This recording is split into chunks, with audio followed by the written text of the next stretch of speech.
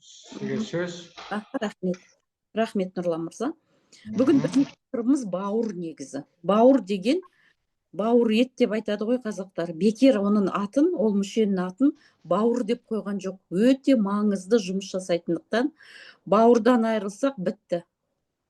Баяғыдай япондық самурайлар білесіздер, өздеріне сипоку харакири жасаған кезде бауырдан ұратын пышақпен. Өйткені бауырдың жұмысы тоқтаса болды. Басқа біздің ағзамыз бәрі бітті деген сөз. Бауыр жұмысын тоқтатса, барлығы тоқтайды. Бауырдың жұмысы өте маңызды. 1,5 килограмм, 1,600 болады. Сондай-ақ өлшемі бауырдың, бірақ оның ішінде талай бізге көмегін жасап жатыр. Нағыз бізге керек зат мүше. Бауыр кішкентай ғана таза бауыр жер қалса, өзін өзі жаңағы емдеп шығады. Қайтадан өседі, бұрынғы қалпына келеді. Неге? Өйткенде 70% бағаналы жасуша бауырдың ішінде тұр. Бір ғана басқа ешқандай мүшеде ондай жоқ. Өз-өзін қайтадан өсіріп алатын қабілет басқа мүшелерде жоқ бізде. Тек қана бауырда бар. 70% бағаналы жасуша бауырда тұр, дайын. Жілік майдың ішінен ол күтпейді. Өйткені күнделікті бауырдың жасушалары өліп атқанның орнына жаңасын жаңартып тұрады, өсіріп алады өзін өзі. Сондықтан енді бұл жерде бағаналы жасуша деген стволовые клетки бауырдың ішінде тұр. Енді бауырдың жұмысы қандай? Ол бірінші тазалағыш.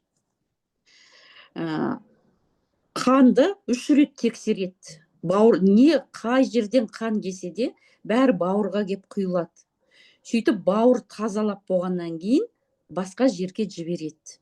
Ішектен келген қанда үлкен тамырлармен ішектің ішінде микроб болады, ішектің ішінде тағы бір басқа да жағымсыз заттар болады. Бәрін бауыр тазалайды.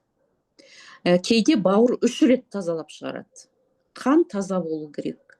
Әсіресе миға баратын қан, ми таза қанды талап етеді.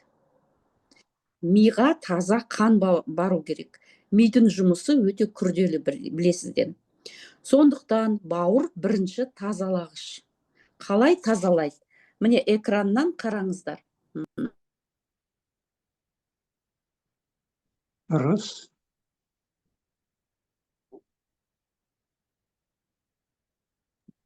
Жанар Толеевна, микрофон өшіп қалды сізде. Жанар Толеевна, у вас микрофон отключился.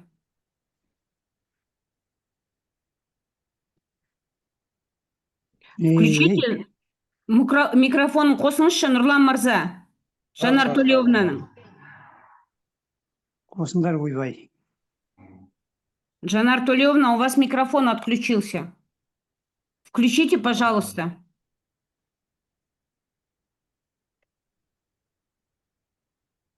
Товарищ болды ғой. Нұрлан мырза. Қазір. Қосып жатырмын. Она сама должна включить. Все. Маған сигнал келу керек қой. Естіліп тұр ма? Иә. Міне көз алдарыңызда, мына слайдта бауыр. Міне бауырдың тамырлары қалай келіп жатыр. Тамырлар өте көп. Сосын кейін анау өт, келесі сабақта өт туралы айтамыз, өт қалта туралы. Бауырларыңыз мына жерде орналасқан. Қабырғаның астында, оң жаққа қарай. Оң жақ қабырғаның астында. Бауыр ауырмайды. Бауыр өлсе айтпай, ауырмай өледі, өшеді. Май басады бауырды. Жировой гепатоз деген қазір кішкентай балалардан да көріп тұрмын мен. Өте ол қауіпті дүние. Май басқан бауыр өзінің қызметін жасай алмайды. Ал бауырда бізде тағы не болады? Тазалағыш. Қандай келген микроб болсын, вирус болсын, қандай грибок болсын, бактерия болсын, құрттар болсын, құрттар да тірі жандар, грибоктар да тірі жан. Олардың шыққан, бөлінген заттары әтелеп өте улы болады, олардың заттары. Бөлінеді ғой, оларда тірі жан болғаннан кейін керек емес заттарды сыртқа шығарады. Олар өте қу. Сыртқа шығаратын заттары өте улы токсиндері. Сонымен улап отырып, жан-жағын улап отырып, олар көбейеді.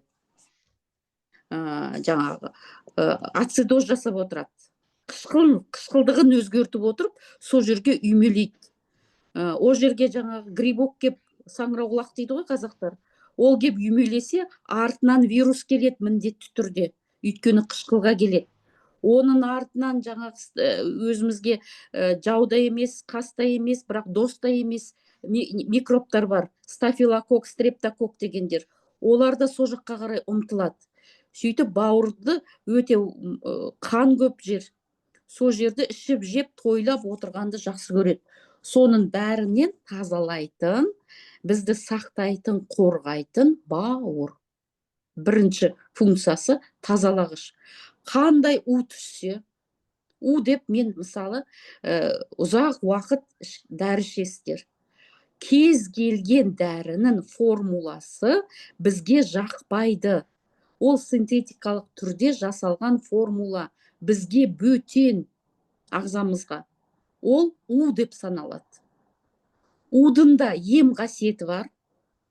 Уды көбірек ішсең, өлтіріп тастайтын да қасиеті бар, оны білесіздер. Шөптердің арасында да улы шөптер бар. Әр нәрсенің өзін мөлшеміне байланысты. Күнделікті ағзаға улы заттар көп түсіп отырса, талқандайды. Бауырдың күші жетпей қалады. Сондықтан у заттан сақтап тазалап отқан бауыр. Екіншіден синтез. Қайтадан бізге біздің ішкен жегенімізді, өйткені жылқының етін жейміз, қойдың етін жейміз, сиырдың етін қазір жеп жатыр қазақтар, бұрын жемеген. Тауықтың етін жейміз. Олың уызы, ақ уызы, белок деген ақ уыз. Ол бізге бөтен, оның ДНК-сы бөтен, басқа мысалы. Оны ерту керек. Сондықтан бауыр бізге сол жаңағы бізден ішкен тамағымызды ертетін ферменттерін шығарып береді. Ұйқы безден де шығады ондай фермент. Майларды ертетін жаңағы май қышқылдарын шығарып береді. Майды ерту керек, май сіңу үшін. Сондықтан сол бауырдан шығады. Бауыр соны шығарып береді. Сөйтіп ол ақ уызды қайтадан бізге жағымды қып, айландырып, амин қышқылына дейін бөлшектеп, сол амин қышқылдарынан бізге керек заттарды қайтадан құрап қалап беретін бауыр. Өте маңызды дүние. Егер де сіз етті шайнамай жұтсаңыздар, ет деген өте ауыр тамақ. 72 сағатта қорытылады. Асқазанға түскеннен кейін. Шайнамай қалай болсалай асығып, сүгіп, жаңағы жұта берсеңіздер, ол іште дұрыс бауырдың жаңа асқазанның сөлі жаңағы жетпей, ұйқы безінің шамасы жетпей, ол қорытылмай тұрып қалса, кейбір адамдардың демалып қалған кезде аузынан жағымсыз иіс шығады. Тұрып қалған еттің иісі шығады. Ол жаңағы қорытылмаған ет, сол жерде тұрып қалған ет жаңа талқандайды. Өйткені бөлінбеген ақ уыз ол бізге бөтен зат. Оған бүкіл біздің солдаттарымыз, иммундық жасушалар, бәрі соларды бір секунд.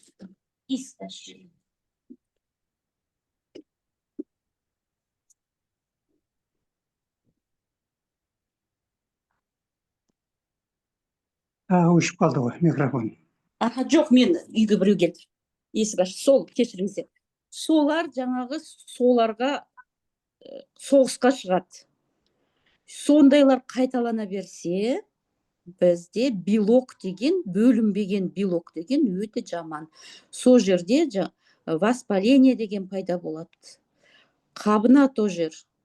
Қорытылмаған зат өте қиын жағдай. Қанға кетсе бітті. Иммунитет оған қарсы келеді. Аутоиммундық аурулар сол жерден де пайда болуы мүмкін. Аутоиммундық жаңағы аурулар осындай жерден пайда болады. Сондықтан әсіресе ет жеген кезде асықпай, шайнап, әбден шайнап барып жұту керек. Айтып қояйын, асығып тамақ ішкен болмайды. Өте ауыр болады. Енді бауырды, мына төмен жоғарыдағы таза бауыр. Ал астындағы май басқан бауыр. Міне, май басқан бауырдың түрі көрдіңіз бе? Ана жасушалардың бәрін май басқан кезде ол май тура бауырдың жасушасы сияқты жұмыс атқармайды. Сонда көріңіздер сіздерде қандай болып жатқанын. Қаншама зат сізде кетіп жатыр, токсиндер бәрі кетіп жатыр, өйткені май басқан бауырда ондай жұмыс істелінбейді. Жартылай ғана жұмыс істейді. Сонда сізде қорғайтын нәрсе азаяды. Қанның тазалығы бұзылады. Қан қараяды. Қан бұзылды, неше түрлі ауру пайда болады. Әлсіздік пайда болады. Бас ауру пайда болады. Өйткені қаныңыз өзіңізді улап атады. Бауыр ауырған адамның ары қарай гепатоз, циррозға кетсе, жаңағы келесі слайдты көрсетіңіз. Міне осындай болады. Көрдіңіз бе? Түрі осындай болады. Міне. Мынау енді асқынып кеткен түрі цирроздың. Мына көрдіңіз бе? Кіндік жақтағандай не тұр? Не сияқты? Венозный қан тамыры шығып кеткен. Алақанын көріңіздер. Ана ішті көріңіздер. Ішке уже сары су қаптайды жан жақтан. Мынандай неше түрлі нәрселер пайда болады. Тері бұзылады. Қолдың саусақтарына дейін, тырнағына дейін өзгереді бауыр ауырған адамдардың. Сонда көрсетіп қойсаңыздар болады слайдта. Тырнағы қандай болады бауыр ауырған адамның. Енді тағы да одан басқа бауырдың қызметі қандай? Міне көрдіңіздер ме? Тырнаққа дейін өзгереді. Тырнақтар осындай болып кетеді. Өйткені бауырдан қан арқылы талай нәрсе жаңағы бізге барады. Тырнақтың ұшына дейін баратын нәрселер. Сосын кейін зат алмасу. Зат алмасу ол да жаңағы бауырда болатын дүние. Біздің бір затымызды екінші затқа алмастырып береді, жаңағы мен айтқандай. Содан кейін бауырда витамин А деген нәрсе, витамин А нәрсені сақтап қоятын жасушалар бар. Керек кезде звездочный клетки дейді, жұлдызға ұқсайтын жасушалар, соның ішінде артық витамин А-ны қойып қояды. Сақтап қояды. Керек кезде алады. Оның ішіне тағы да артық мыс болса, мыс деген медь, артық темір болса, солар бізде депо болып, сол жерде сақталынып тұрады. Өйткені керек кезде оны алып шығу керек. Ешқайдан іздемейтіндей қылып. Сондай нәрсесі бар. Тағы да витамин сақтап қояды. Тағы да не бар? Бауырда біздің қалқанша без деген щитовидка. Щитовидканың Т4, Т3-ға ауысады.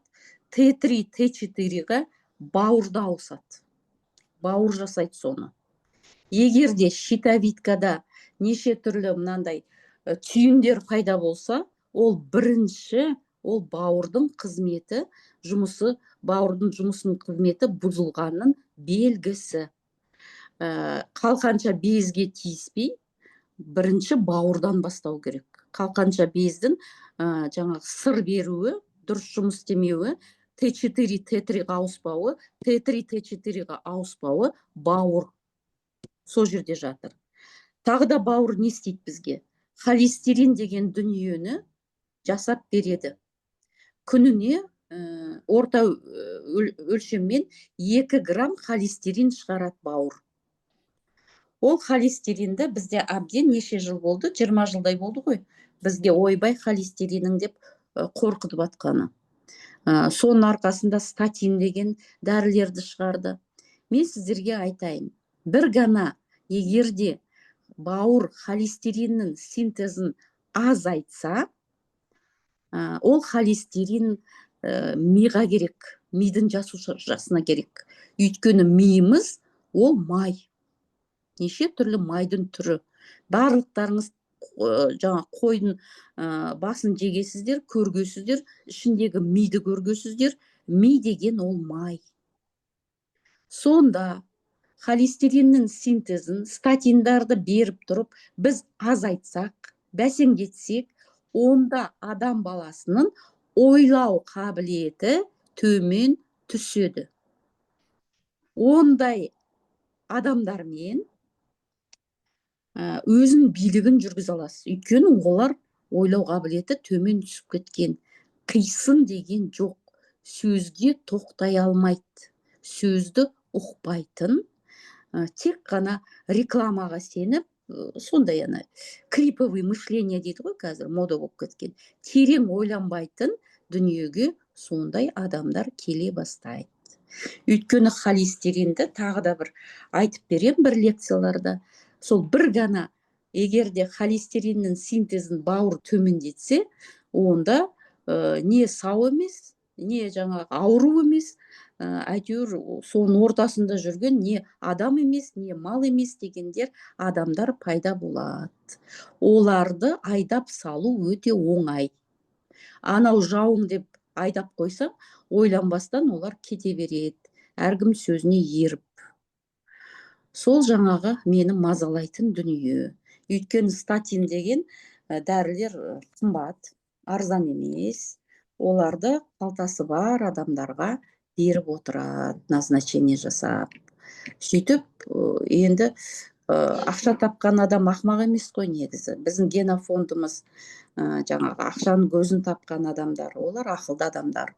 Сөйтіп алдап түсіріп, сөйтіп құртып атыр ма деген арам ой келеді кейде маған. Енді тағы да балалардың бауыры, мынау жаңағы алдарыңызда тұрған бауырдың жасушасы. Міне, өте күрделі, 6 бұрышты, өте әдемі, осындай жасуша. Міне, нағыз бауырдың гепатоцит деген осы жасушасы. Ортасында жаңағы, міне, неше түрі бар, митохондриясы бар, жаңағы не беретін, бізге энергия беретін, липосомы бар, майды жаңағы жинайтын, бәрі бар мына жерде. Кәдімгі бір завод жасушаның ішінде, аппарат Golgi да бар, бәрі бар мына жерде. Осының ішінде неше түрлі синтез жасайды.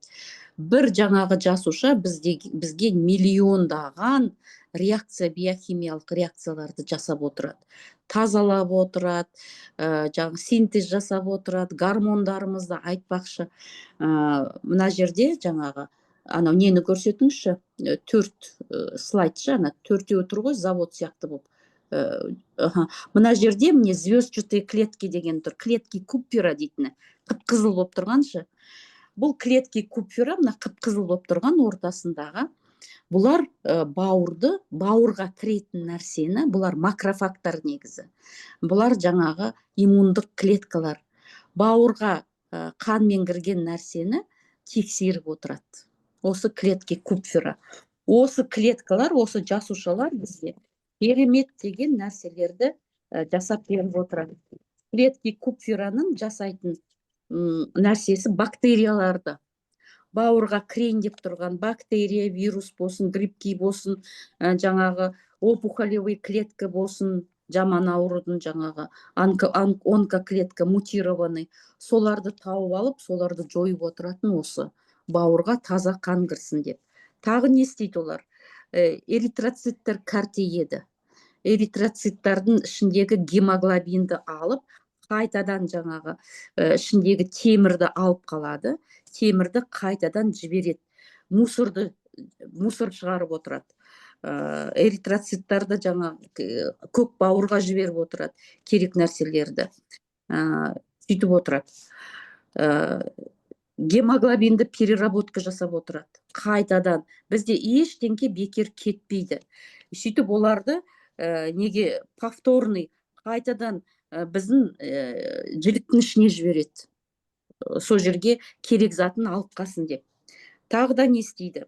Антиген, Т-лимфоциттер бар, специфический иммунитет, өте күрделі иммунитетті сол жерде қорғайды. Егер де бір жау келсе, цитокины дегенде уже біліп қалдыңыздар ғой, цитокиновый шторм болады. Қабыну жаңағы, ол ана пожарныйдың сигнализациясы сияқты. У деп бәрін шақырады, цитокиндарды жаңағы жіберіп отырады. Қанды тазалап отырады. Жаңа бізде жіңішке шектен келген қанды әсіресе соларды микробтардан, токсиндерден тазалап отырады. Тағы да не істейді? Ой, бұл көп нәрсе. Бірақ егер де өте қабынып тұрса, онда ана звездчатый клеткалар, витамин А-ны сақтайтын клеткалар, олар бауырды жаба бастайды. Воспалительный процесс болса, қатты қабынып тұрса, жаңағы күрделі болып тұрса, зиян болып тұрса, онда бауырдың мына жұмыс істеп отқан завод клеткаларды жаба бастайды. Фиброзный ткань дейді оны. Ол әшейін рубцовый ткань ғой, ол ештеңкені жасамайды, әшейін жауып тастайды. Қатты қабынып тұрған жерді жауып тастайды. Болды. Сол кезде фиброз болады.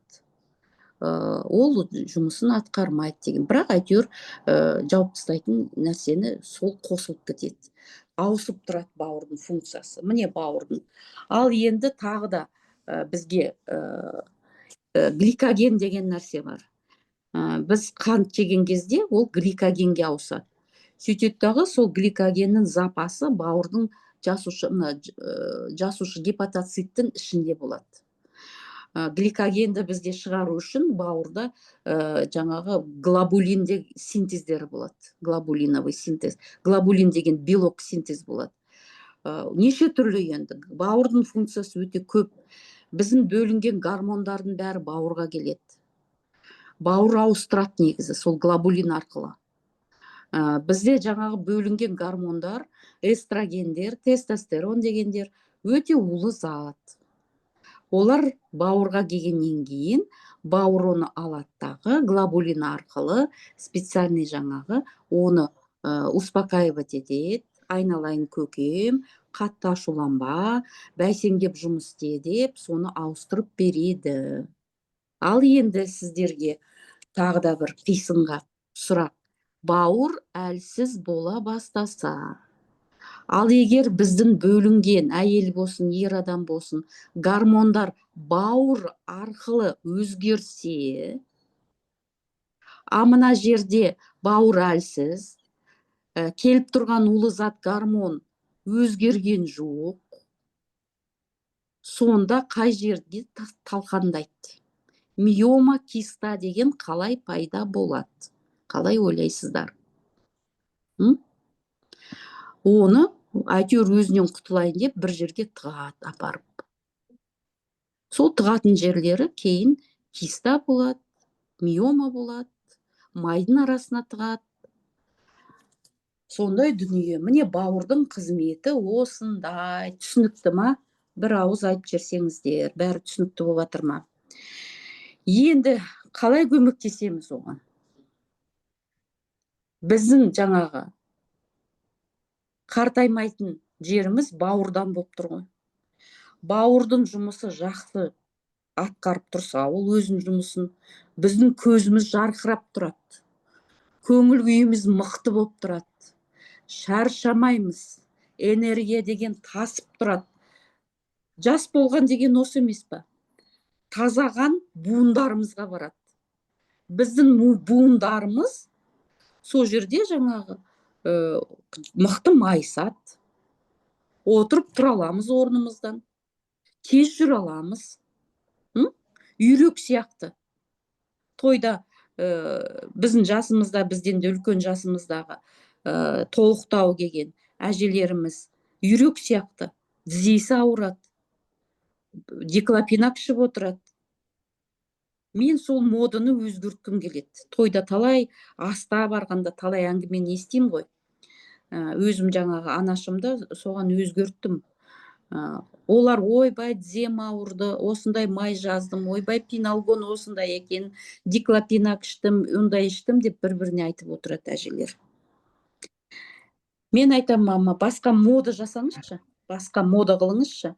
Мысалы, бауырға жаңа өзіңізге бауыр тазалайтын дүние ішіп жатырмын, пәленше витамин ішіп жатырмын, табиғи зат ішіп жатырмын, жаңағы неше түрлі баттарды ішіп жатырмын, сөйтіп жақсы болып жатырмын.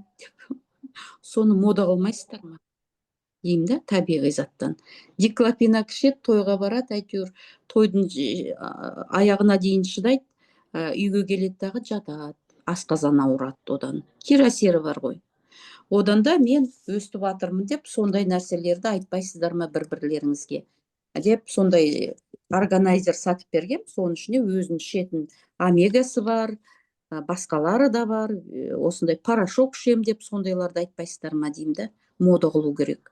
Сөйтіп тойда үйрек сияқты жүрмей, буындарыңыз бәрі жаңағы кәдімгідей жаңағы шығып жүріп, жүрген жүрістеріңіз өте әдемі, түрлеріңіз, әжімдеріңіз өздеріңізге жарасып тұр, бәрі кетпесе де, бірақ беттеріңіз жылтырап, көздеріңіз жанып тұрса, одан артық не керек енді? Бізге самый главный подарка біздің аналарымыздан ауырмай, сырқамай, тойларына әдемі көйлектерін киіп, алтындарын жарқыратып жүрсе, өздеріне жарасып. Ух деп белін ұстамай, үйрек сияқты жүрмей жүрсе деген ой. Ал енді тағы да бір сіздерге ой салып қояйын. Бауыр кішкентай сәбилер дүниеге келгеннен бастап 12 жасқа дейін әлі дамиды. 12 жаста бауыр уже өзін дамығанын тоқтатады. 12 жастан жоғары медицинада бұл жаңағы дәрілерді де жаңағы мөлшемін үлкен адамдармен бірдей қылады. 12 жасқа дейін бала туылған кезде, бала туыла қалады ғой, сол кезде бауырдың ішінде пульпозный ядро деген пайда болады. Ол мынандай шарик сияқты. Сол қан арқылы мына омыртқаларына барады баланың. Сөйтіп дамиды. Енді мен сіздерге айтайын, искусственный балалар, емшек ембеген балалардың кейін өскен кезде бел омыртқалары ауырады, міндетті түрде. Дұрыс тамақтанбаған келіншектер, анемия, андай мұндай, қалай болса тамақ ішіп, жаңағы қойшы осыны деп көп жаңағы дәрі ішкен адамнан, келіншектен бала туылса, пульпозный ядро сол жерде бауырда қалыптасады. Ал бауырда мусор болып тұрса уже, қоқыс, осындай нәрселер, қаны дұрыс емес болса, ол баланың ары қарай 12 жасқа дейін дамиды әлі ол бауыры. Кішкентайынан антибиотик ұрған балалардың бауыры әлсіздеу болады. Негізі ресми медицинаның пайда болғанына 100 жыл болды. 100 жыл болды. Оғанға дейін, осы ресми медицина жоқ болғанға дейін елдер қайтып жан сақтаған. Осы шөптерден алып отырмады ма? Жаңа денсаулықты. Тамағымыз дұрыс болды, ойымыз дұрыс болды. Жаңағы біздің қуатымыз тасып тұрды. Біз жаңағы тікелей информацияны неден алып тұрдық. Қазір не болып кетті? Көп сүйенеміз. Біз жаңағы табиғи емес заттарға көп сүйенетін болдық. Сіздерге айтып қояйын жай ғана, сол кішкентай балаларға антибиотик, басқа дәрілермен, сол дәріге тәуелді қылып, соған сүйенсеңіздер, осындай зат болады. Кейін байқап отырсаңыздар, ол баланың міндетті түрде грыжамен ауырады, әйтеуір белі ауыратын болып шығады. Бұны ескертіп қояйын деген. Енді Біздің қолымызда нутра, біздің қолымызда айджисера деген өнім тұр. Айджисера, міне. Бұл бізге бауырдың дамуына, бауырды тазалауға, бауырдың жұмысын жақсы қызмет етуге қай жағынан көмектеседі деп ойлайсыздар? Бұл қолымыздағы тұрған волшебный порошок, чудо порошок. Таңертеңгісін тілдің астына себе салу керек. Күні бойы сіздер бауырдың жасушасын іске қосылғанына көздеріңіз жетеді. Неге? 70% бағаналы жасуша бауырдың арасында. Бауыр, таза бауырдың кішкентай ғана жері 30% болса да, таза бауыр болса, ол қайтадан өзін өсіре алады. Қайтадан ол дами алады. Соған біз көмектесіп жүрсек, қалай ойлайсыздар? Осы порошокпен. Біздің порошок, айджисера деген, Малайзиядан келген, не істейді?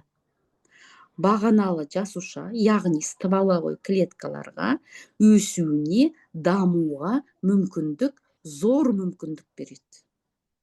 Керемет. Сонда біз бауырды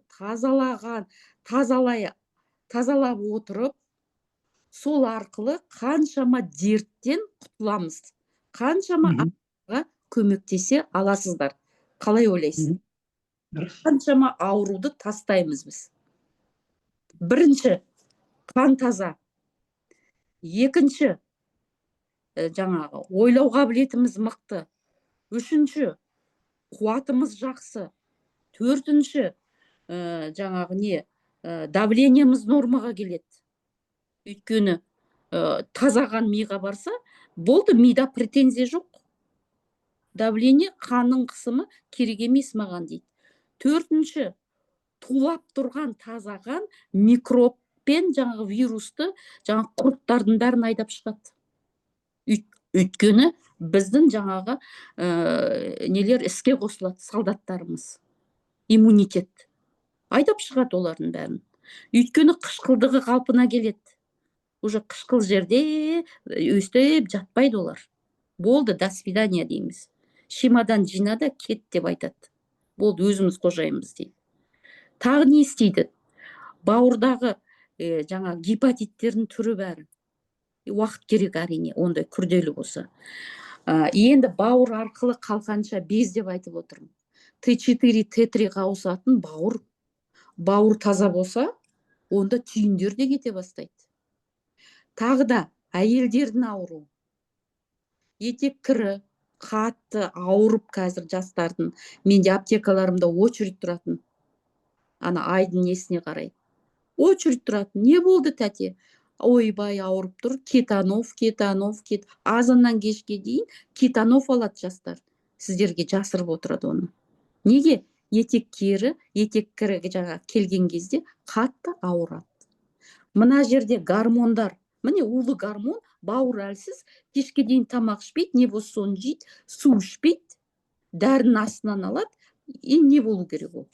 Фолликулы қиналады, шығара алмайды яичниктен. Сондықтан осындай нәрселер әйел адамның гормондары тағы да бауырды ауысып тұр деп айттым. Таза бауырда таза болса, клетки Купфера мықты жұмыс істесе, болды, гормон ауысады, бәрі табиғи өз қалпына келеді.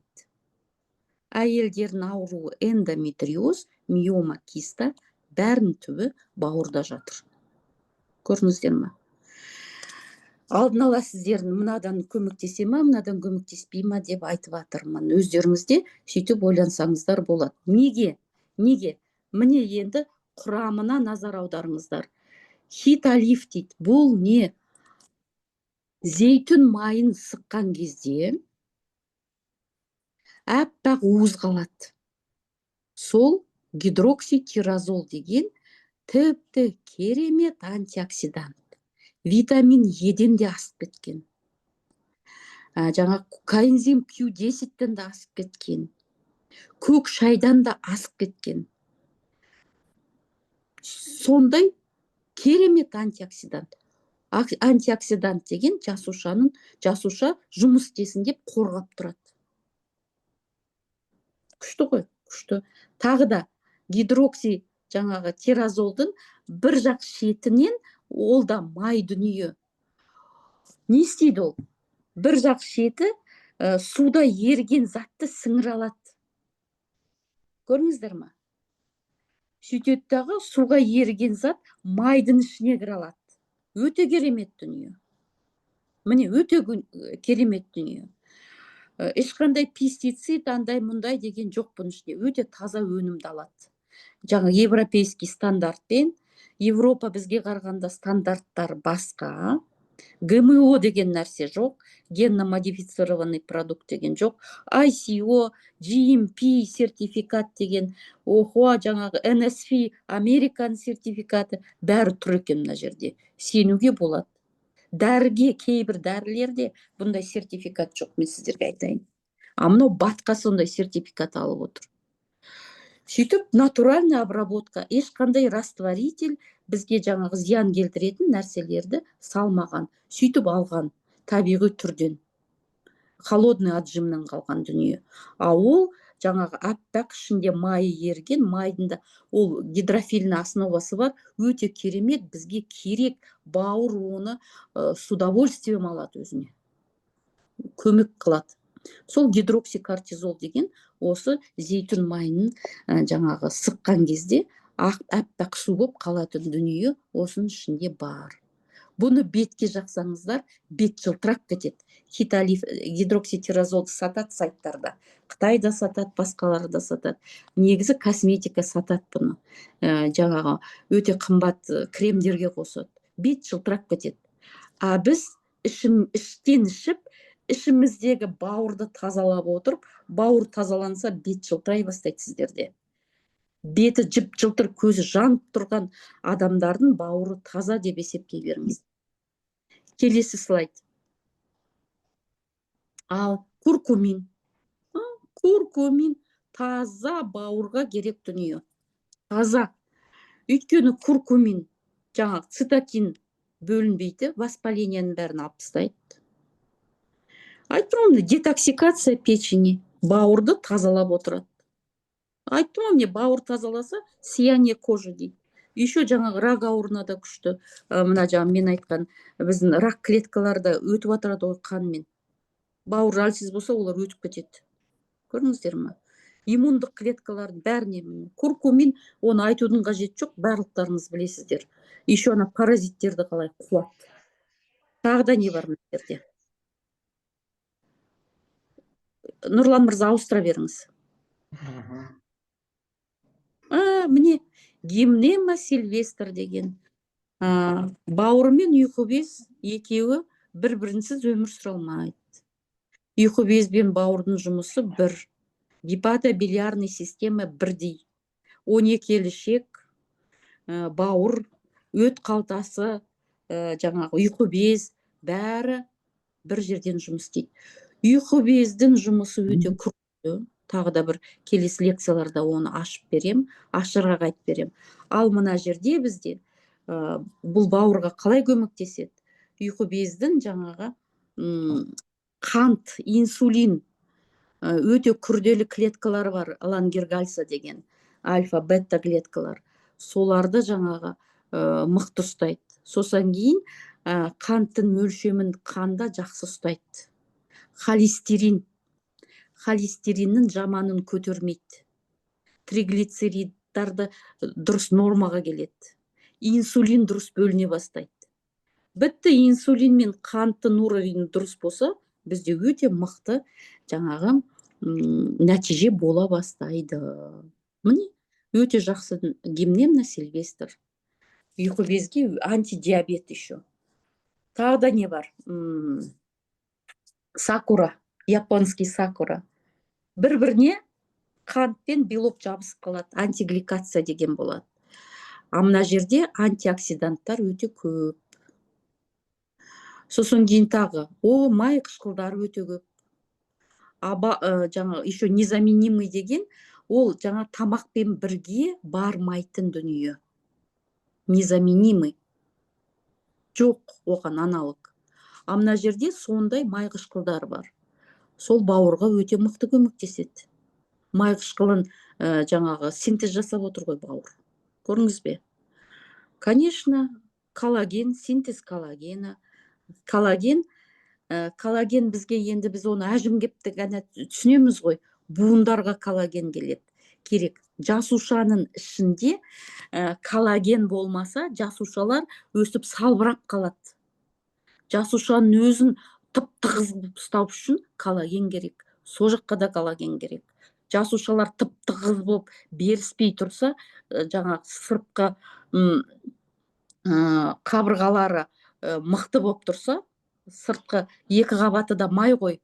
Сол май кесілмей, нәзік майда неше қанша бір ғана жерінде 5 миллион реакция болады биохимический. 1 секундта мықты күрделі жұмыс жасайды ол. Соны ұстап отырса, сол өте мықты дүние. Сол синтез коллаген, образование коллагена деген өте мықты токсиндерден жаңағы тазалап отырады. Сөйтіп қан тазаланып отырады, теріміз әппақ болып шығады. Қара дақтарын бәрі кете бастайды. Болды. Енді жасару деген осы емес па? Одан артық бізге не керек? Тағы не бар? Гранат бар. Гранат тағы да қышқылдар бар гранатта. Ол қышқылдар ракпен күреседі. Сосын кейін жоғары қысым жаңағы давление дейді ғой, соны қалпына келтіреді. Артрит деген дүние бар, міне, мен айтып отқан. Ол да қан бұзылу, асқазан дұрыс жұмыс істемеуі, ішектердің бәрі қабынып тұрғаннан жаңағы артрит деген пайда болады. Негізі артриттің себебін іш дүниеден іздеу керек. Бауырдан бастау керек. Іш құрылыстан бастау керек. Артрит деген сол. Мынау жаңағы себебін тауып береді. Артрит. Сосын кейін ер адамдарға мықты көмегі бар. Гранаттың. Өзі түрінде де тұр ғой. Инфекциялардың бәрін басып отырады. Сөйтіп қуат береді бізге. Болды. Одан артық не керек? Қуатымыз тасып тұрса, қанымыз қайнап тұрса, ішінде ДНК-мыз ойнап тұрса, Wi-Fi-мыздың бәрі жаңағы ДНК Wi-Fi сияқты ғой. Біз тікелей сөйлесеміз Алла тағаламен.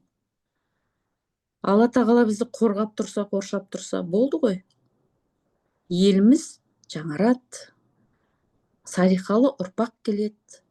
Ұрпағымыз мықты болады. Ер адамдарымыз қуаты мықты болады. Әйел адамдар нәзік, қыпша белді, ақ құба болып шыға келеді. Олардың да өздерін ішкі қуаттары көрініп тұрады. Сондай ұрпақ дүниеге келсе шіркін-ай. ДНК-мызды сақтап қалсақ шіркін-ай, келесі ұрпақтарға қанымызды таза қылып берсек, аманатымызды дұрыстап атқарсақ, қиянат қылмай. Тағы да не бар? Келесі слайдты көрсетіңіз. Міне, енді мына жидектер, бәріміз білеміз оны. Жидек, голубика, көзге өте мықты, малина, аспирин сияқты бұның ішінде. Қанды сүйітіп тұрады, қанның жаңағы сұйықтығын реттеп тұратын. Ежевика деген. Бұлардың бәрі антоциан мен жаңа антиоксиданттар көп, флавоноидтар өте көп. Ол жаңағы не? Ойлау қабілеті, когнитивный функция деген ойлау қабілеті жоғарылайды дейді. Сөйтеттігі рактың причинасы антиоксиданттар жаңағы хулиган радикалдарды басып отырады, электронын беріп отырады, олар жаңа тынышталады. Сөйтіп бізде әрине көмектеседі. Қанымыз тазарса, гепатит қашады ғой. Уақыт керек просто. Сол жаңағы окисление, міне, липопротеиды низкой плотности, перекисное окисление липидовты тоқтатады. Өте керемет дүние бұл. Өте керемет дүние. Анау перекисное окисление липидов басталса, ол реакцияны тоқтату өте қиын, оларға мощный антиоксиданттар керек. Сонда мынау сол окисленияны тоқтатып тұрады. Мен айттым ғой жаңағы, қышқыл жаңағы ішімізді, ағзамызда ана вирус бактериялар бәрі қышқыл қылып тастайды. Сол жерде мына перекисное окисление липидов, мына жасушаның екі қабығыда май ғой, соларды ертіп жібереді ғой. Көрдіңіздер ма? Соны тоқтату керек, лизис мембранды. Міне, оған мощный антиоксидант керек. Сол міне тоқтатады. Осы жидектер. Өте керемет. Сол сөйтіп біздің белый персик дейді, ақ персик, шабдалы. Бұның ішінде де өте керемет дүниелері бар. Не бар бұның ішінде? Жаңа витаминдер өте көп. Витаминсіз хим реакциялар жүрмейді, биохимиялық, тездетілмейді. Жаңа ілгерілеу керек бұндай реакцияларды. Антиоксиданттар тағы да көп. Натуральный витамин С. Натуральный витамин С-ның жұмысы 2-4 сағатқа дейін кетеді. Витамин С аз болса, бізде коллаген синтез болмайды.